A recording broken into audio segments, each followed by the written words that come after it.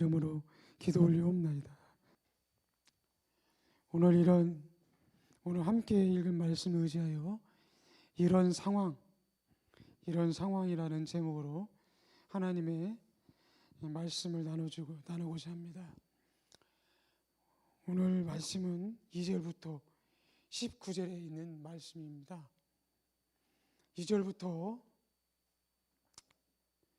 6절까지는 감옥에 갇히게 된 세례 요한이 예수님께 제자들을 보내가지고 질문하는 내용이고, 7절부터 19절의 말씀은 예수님께서 제자들에게 요한이 누군지, 또한 요한은 어떤 사역을 위해서 하나님이 보내셨는지, 뿐만 아니라 요한이 사역할 때 그들이 요한의 사역에 대해서 어떻게 받아들였는지에 대해서 말씀하고 있는 내용이 마태복음 11장 2절부터 19절에 있는 말씀의 내용인 것을 우리가 잘 알고 있습니다. 세례 요한은 우리가 알고 있는 것처럼 옥에 갇히게 되죠.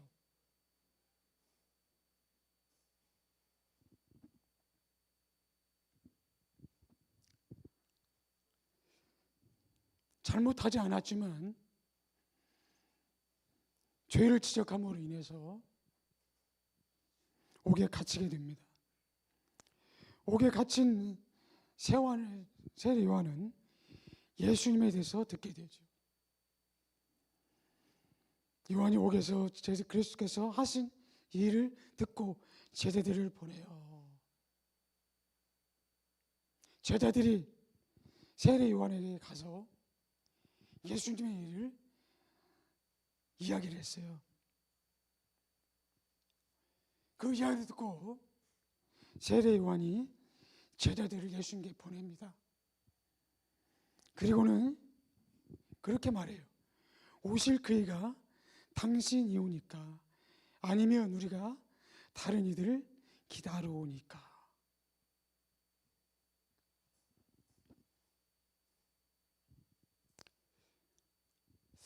여러분, 오늘 이 말씀 보면서 참 이상하잖아요. 세례 요한은 예수님보다 6개월 먼저 태어났어요.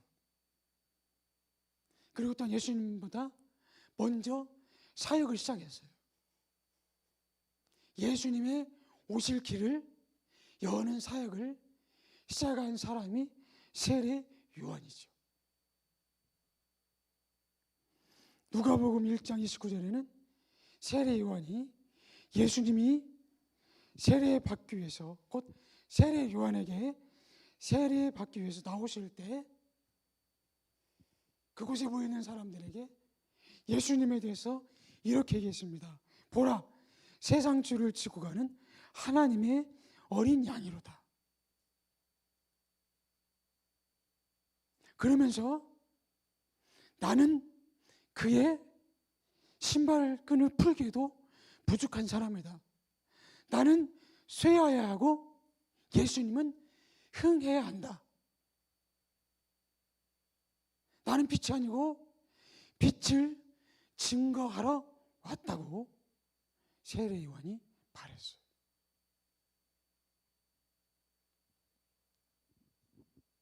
그런데 여러분, 오늘 말씀과 같이 어떻게 이런 상황이 벌어졌을까요? 그렇게 열심히 증거한 세례 요한이 제자들을 보내가지고 오신다고 하신 분이 당신입니까? 아니면 우리가 다른 일을 기다려야 합니까? 라고 왜 물었을까요?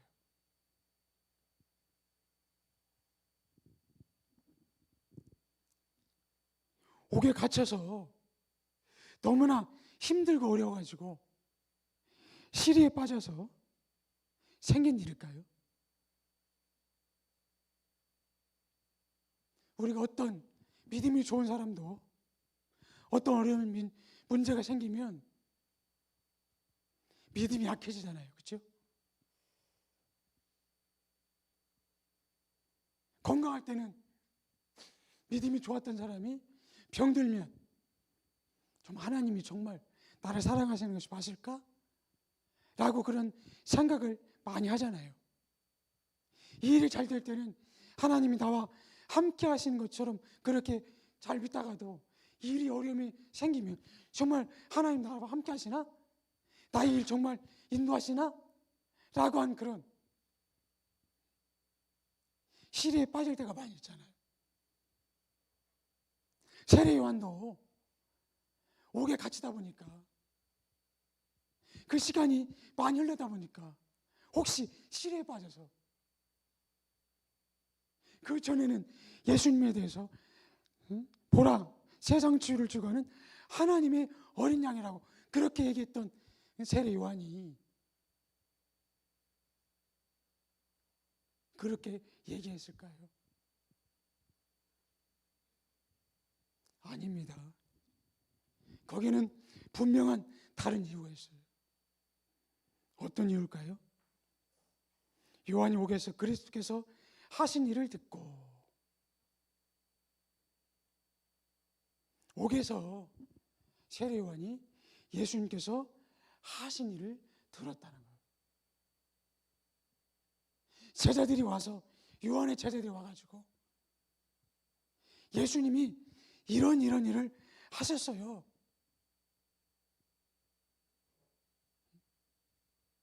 예수님께 많은 사람들이 따라가고 있습니다.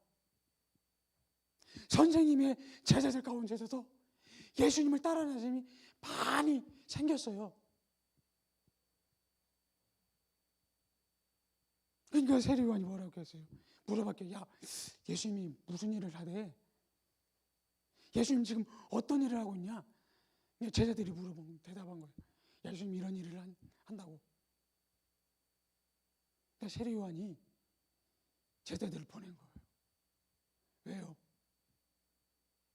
세례 요한이 지금 알고 있는 예수님의 사역, 예수님이 오셔서 이런 사역을 하실 것에 대한 생각이 세례 요한에게 있는 거예요. 마태복음 3장 12절에 보니까 손에 키를 들고 자기의 타작 마늘을 정하게 하사 알곡을 모아 곳간에 들이고 쭉정이는 꺼지지 않는 불에 태우시리라. 누가복음 3장 17절에도 똑같은 말이 쓰여져 있는 것을 보게 돼요. 그러니까 세례 요한이 예수님이 오시면 예수님은 이런 일을 하실 거야. 그런 생각을 하고 있는 겁니다. 그런 것을 기대를 하고 있는 거예요. 그리고 또한 그렇게 말씀을 전하고 있는 거예요. 손에 키를 들고 자기의 타작 마늘을 정하게 해서 알곡은 모아 곳간에 들이고 쭉정이는 꺼지지 않는 분에 태우시리라. 이거 뭐예요, 여러분? 심판이에요, 심판. 그러니까 세례 요한은 예수님 오셔가지고 심판할 것을 기대하고 있는 거예요. 제자들도 그랬잖아요. 예수님이 땅에 오셔서 예수님이 가지고 있는 능력으로 로마를 심판하고 이스라엘을 구원하는 그런 기대가 제자들에게 있었잖아요. 그래서 많은 사람들이 열일 제쳐놓고 자신의 생업을 뒤로하고 예수님을 따르지 않았습니까? 그리고 예수님이 십자가에 달려 돌아가신다고 하니까 베드로는 예수님 멱살을 붙잡고 이런 일이 예수님께 일어나지 않도록 하겠다고 그렇게 하지 않았어요? 세례 요한도 그렇고 많은 사람들이 그런 기대와 그런 소망을 가지고 예수님을 따랐다는 거죠. 그런데 예수님의 사역은 그것이 아니었다는 거예요. 그래가지고 세례 요한이 제자들을 보내가지고 그렇게 얘기한 겁니다. 오신다고 하신 분이 당신입니까? 아니면 우리가 다른 사람을 기다려야 됩니까? 오해에서 비롯한 그런 일들이 성경에는 많이 나와 있는데, 특별히 요한복음 16장 1절 3절에 보니까 이렇게 기록되어 있는 것을 볼 수 있어요. 내가 이것을 너에게 이름은 너희로 실족하지 않게 하려 함이니 사람들이 너희를 출교할 뿐 아니라 때가 이르면 무릇 너희를 죽이는 자가 생각하기를 이것이 하나님을 섬기는 일이라 하리라. 그들이 이런 일을 한 것은 아버지와 나를 알지 못함이니라. 예수님이 제자들에게 얘기를 합니다. 야, 너희들 내 말 잘 들어. 언젠가 이런 일이 생길 거야. 그때 가서 너희들 이런 일 때문에 실족하면 안 돼. 내가 잘 말할 테니까 잘 들어. 그리고 이런 일 생길 때 실족하지 마라. 그러면서 사람들이 너희를 출교할 때가 할 뿐만 아니라 무릇 너희를 죽이는 자가 있을 거야. 그러면서 그들이 이렇게 생각하기를 이것이 하나님을 섬기는 아니라고 생각할 거야. 그런데 그것은 그들이 하나님과 나를 알지 못해서 하는 일이기 때문에 너희는 그것 때문에 실족하지 말고 믿음을 굳게 가지고 있으라고 말씀하고 있는 것을 볼 수 있다는 거죠. 여러분, 우리도 아까도 말씀드린 것처럼 이렇게 오해할 때가 참 많잖아요. 우리는 참 그래요. 예수님을 할 때, 믿을 때 듣고 싶은 대로 들 때가 참 있어요. 보고 싶은 대로 볼 때가 참 많이 있습니다. 그럼으로 인해서 오해가 생기는 것이요.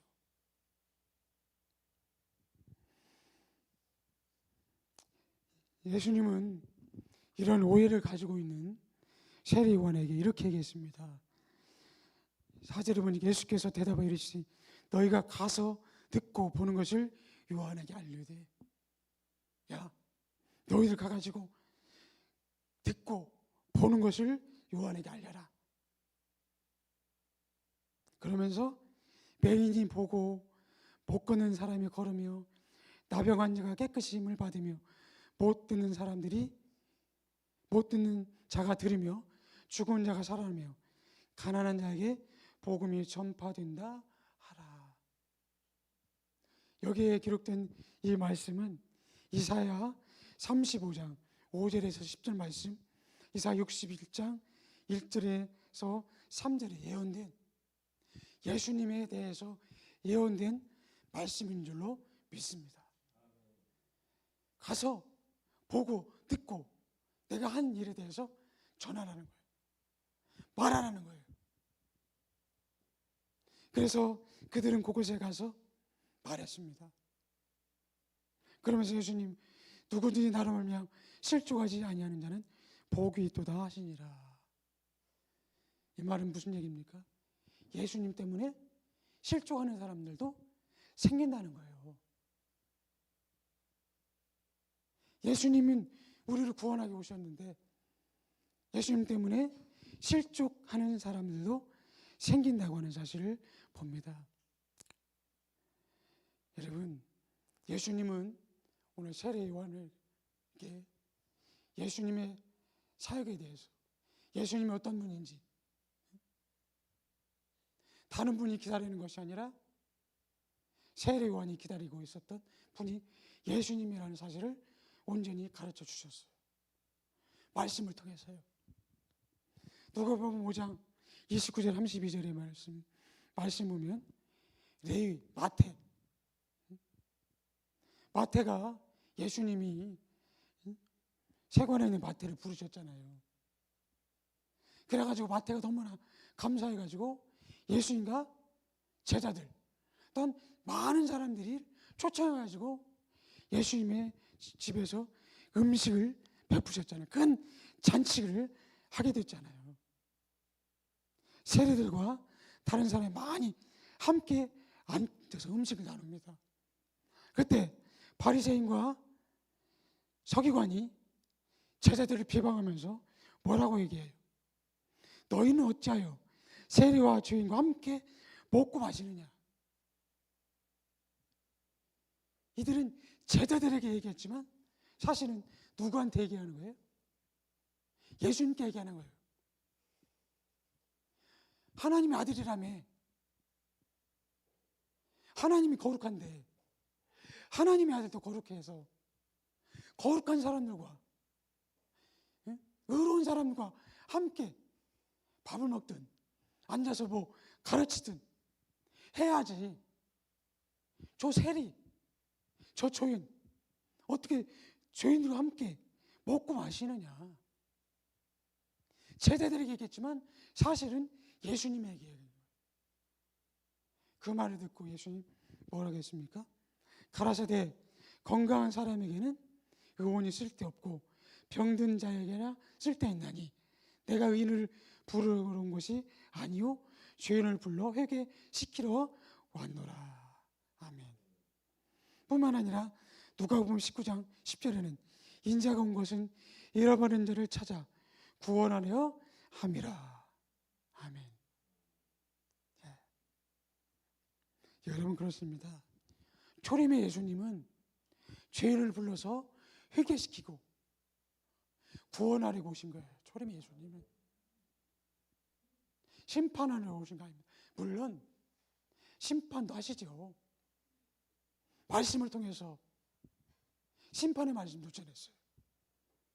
그러나 궁극적으로 하나님 예수님이 하신 것은 그 말씀 듣고 그들이 회개하기를 원하셔서 하신 거예요.